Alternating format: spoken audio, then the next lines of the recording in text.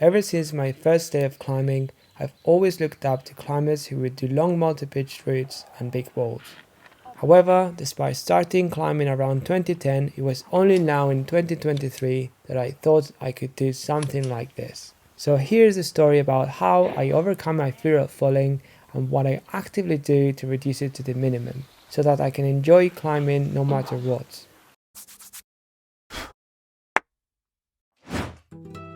For one reason or the other, I've been sucked into bouldering for over 10 years now, which is the way I got into climbing. At the very beginning, I would do this as a means to be able to do sport routes.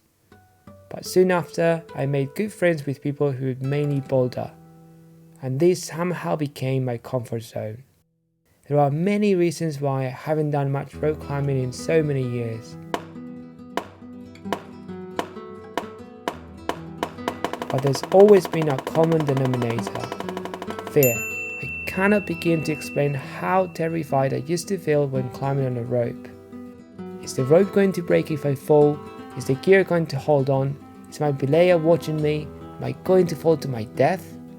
I think many will relate to this and perhaps would be able to add to this list. In any case, it was only by chance last year, when I came back from my trip to the States, that I decided to go sport climbing to Portland in Dorset, having no expectations, just a pure goal of having a fun day out.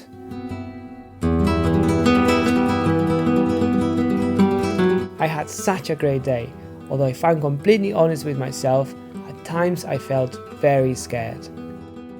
However, I don't know exactly why, but it was on this day that the spark of rope climbing grew. Shortly after, I started doing loads of it, even sometimes prioritizing it to bouldering days. Without me realizing, this allowed me to organically improve my climbing skill, to the point where I can feel it when I go bouldering now. All of this though didn't come without a certain degree of challenge, as a lot of the time I would be terrified. Here are a few things I've learned during this intensive last year, through the transition from being a full-time boulderer to doing my first multi-pitch.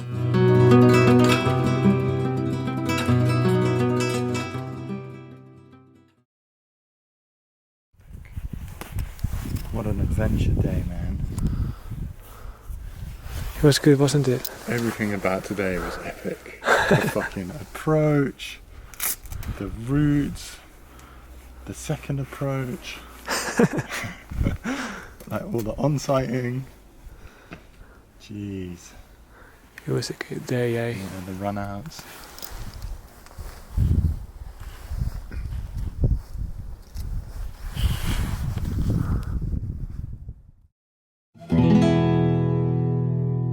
Although I had some sport climbing experience from when I first started climbing, I still considered myself a newbie by June last year.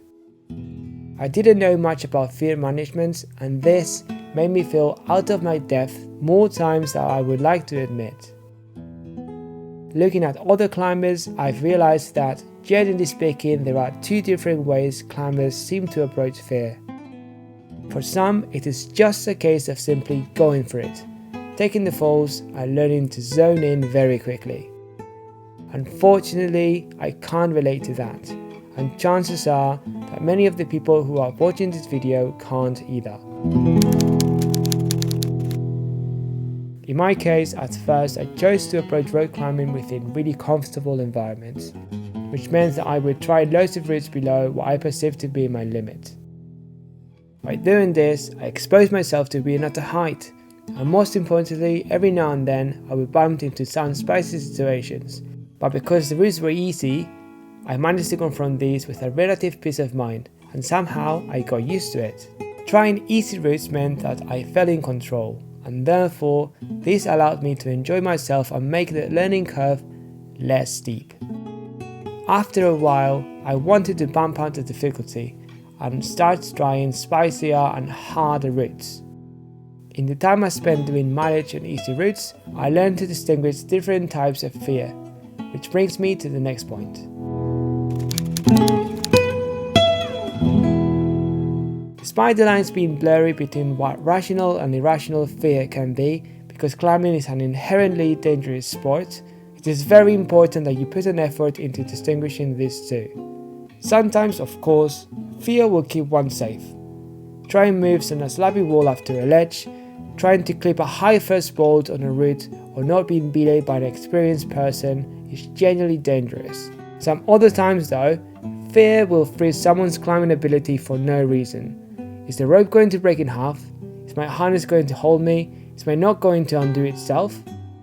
Both types of fear are very legitimate, and learning to distinguish between them can be tricky at times, but actively trying to do so will make the fear management way easier.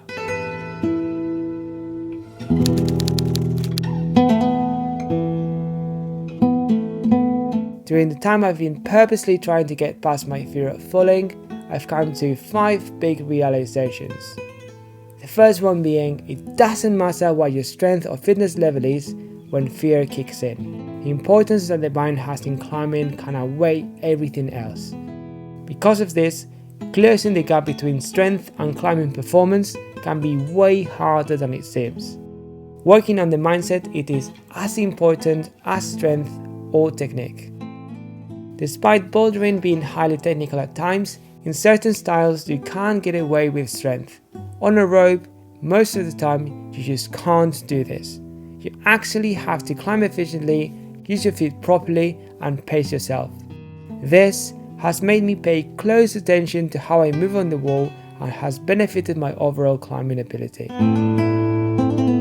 At first, you'll make the biggest improvements by simply putting yourself on the spot. If you do it regularly enough, it is only a matter of time that you start normalizing fear. And one day, without realizing, you will take the voluntary decision to carry on climbing despite being scared. You will still feel scared many times, but the experience of having been in that position before will give you a better perspective to tell what's rational and what's not. It'll become more likely that you take the decision to carry on climbing once you stop for a second and reflect about what type of fear you are experiencing.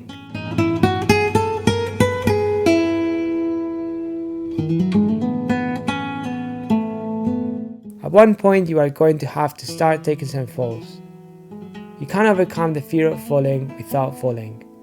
You can try doing some practice falls, although in my experience, actually suddenly falling while climbing is probably the best that can happen to you. You instantly learn that it's fine.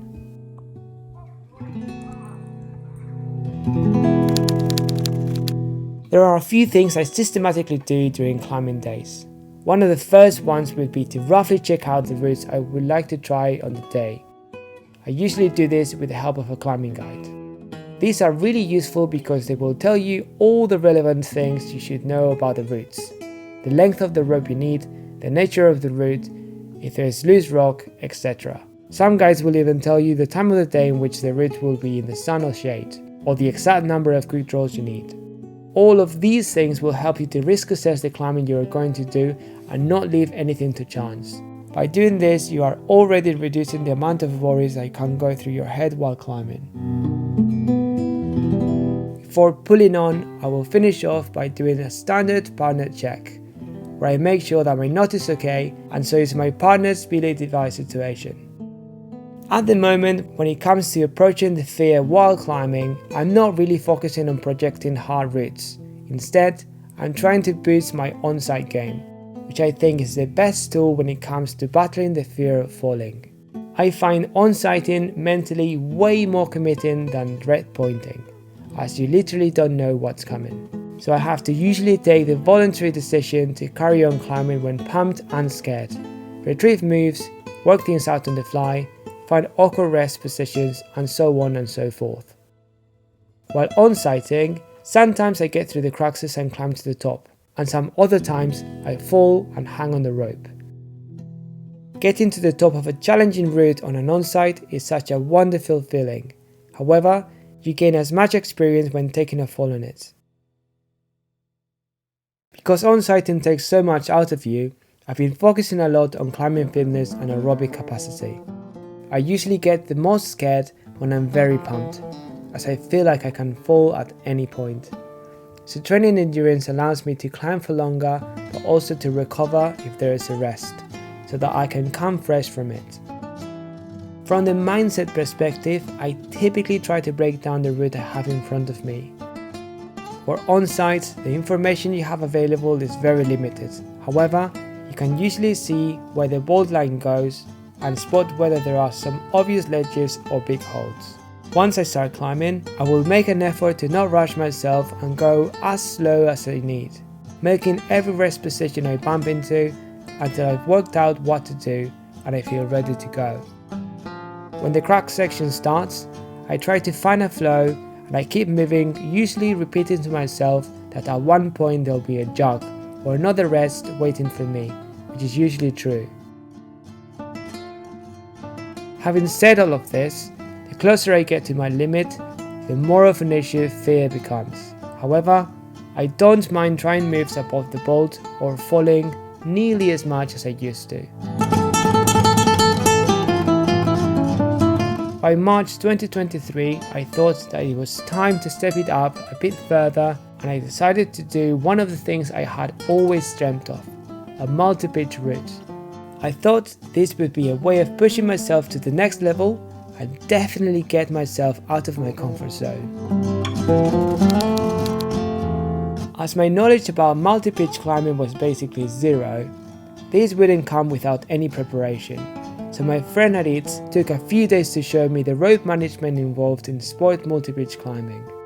He thoroughly briefed me through the basics and we set up for a first day in Erino, a close multi-pitch sport near our hometown, where we did a very easy intro to multi-pitch climbing. To my surprise, on this multi-pitch you don't feel very scared, as sometimes you have to walk for a bit between pitches and you can only see trees instead of the bottom of the crack, which made it the perfect training ground. The main idea behind doing a multi-pitch route was to climb in Riglos, a very famous Spanish village in the climbing scene, due to its tall overhanging conglomerate towers that rise up to 250 meters above the town. On the next day, we drove to Riglos to spend a couple of nights. Because there are many things that can go wrong on a multi-pitch, we thought that we would be sensible and pick a couple of routes well within our grade range. Doing moves at 200 meters off the deck would already be enough of a thrill, and we went there to push our grade. So we started off by doing a very easy route on the first day that got the jitters out, and then on the second day we decided to go the classic Mosquitos, which is a famous route that goes around 6B, although we warned while on sighting it felt way harder than that.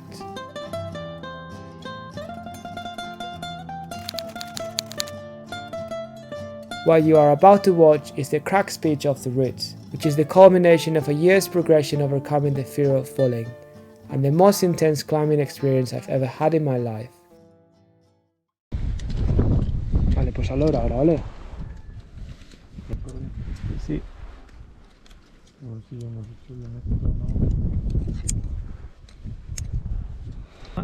Despite feeling confident about being able to climb the pitch, it was somewhat an eerie atmosphere with moments with absolutely no wind, where all I could hear is my own breathing and the squawking of vultures flying by.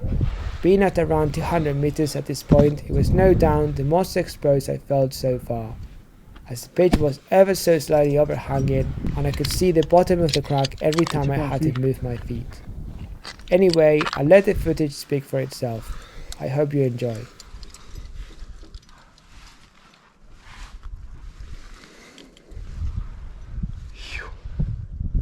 Las chapas que están aquí bien cerca,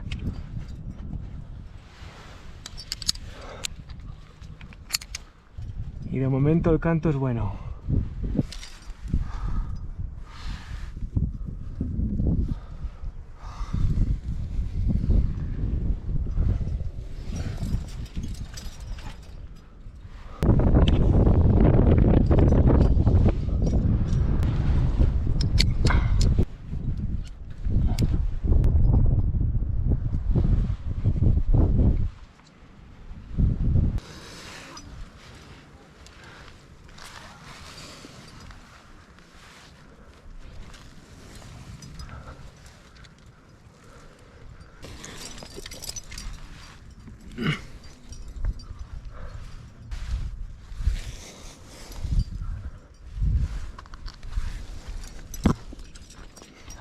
Teníamos el chapas, pero no hemos puesto ese chapas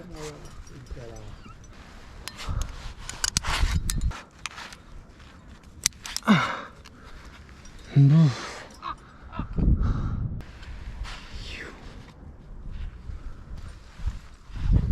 Sí, de momento voy bien. Igual el paso está en el bolo. Agüita.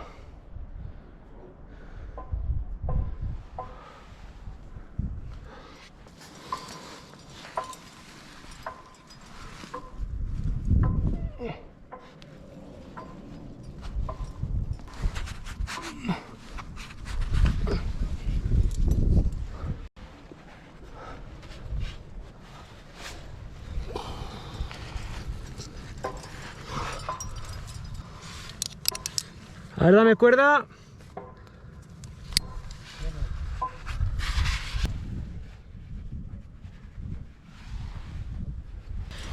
Vale, sigo. Sigo.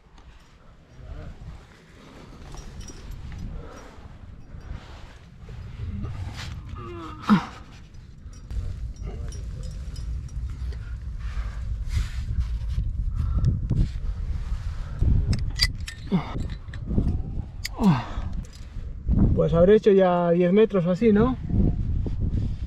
O igual un pelín más. Sí, sí.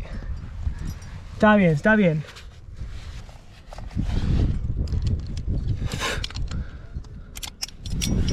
Se mueve.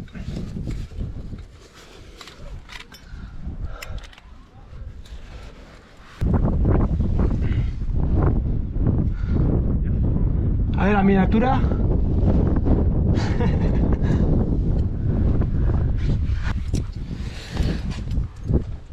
ver si puedo coger aquí recortado. No. Ok, aquí. Hay algo.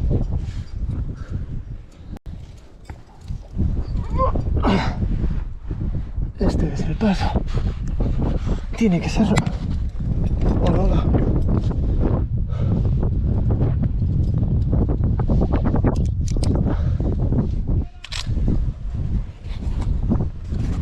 A ver, dame más cuerda. Opa.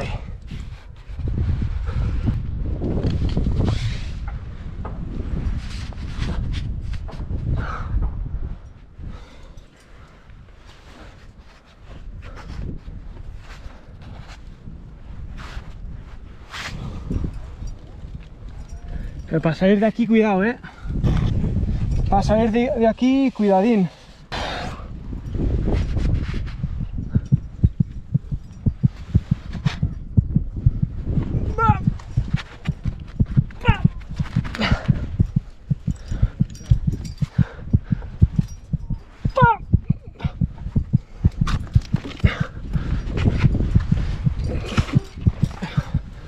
Chaval, me cago en la puta.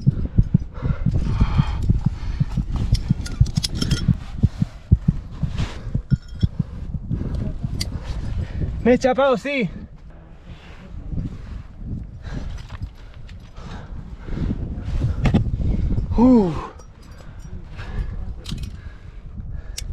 ¡Dame cuerda! Hostia, cómo pesa.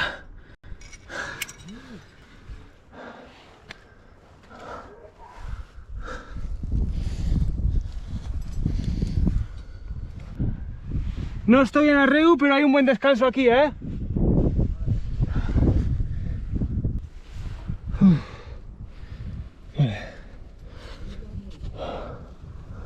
Descansa sin manos.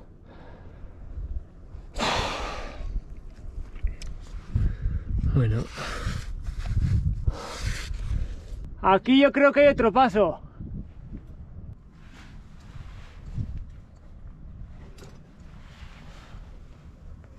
This is one of the moments where you say, what am I doing here? Yikes.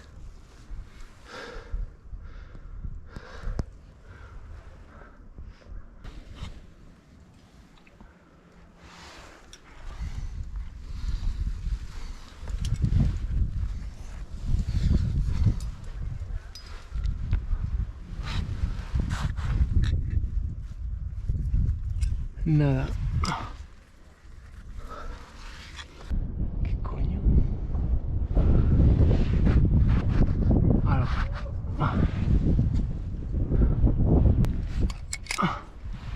¡Cuerda!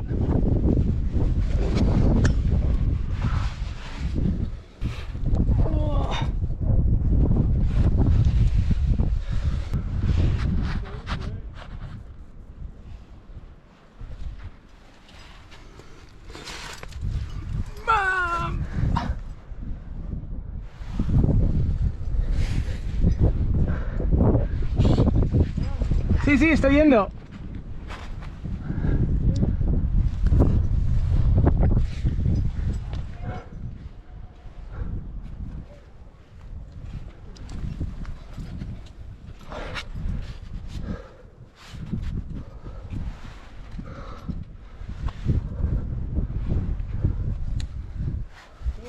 ¿Qué? Sí, sí.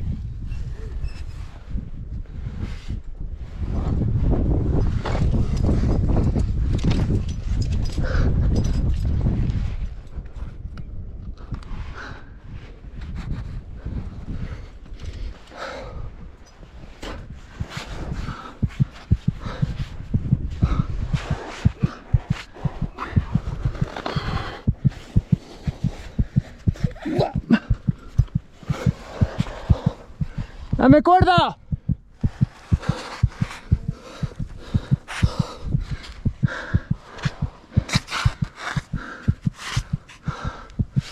Buah.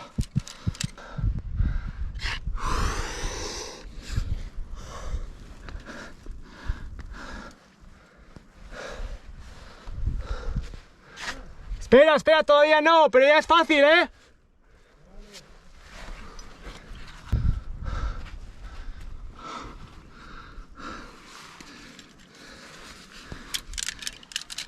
No jodas.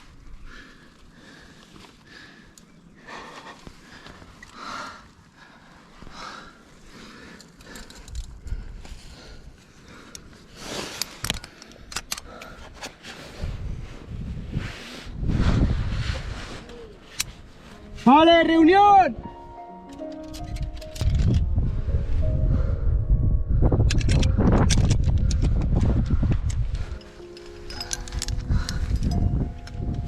Alright, that's a wrap.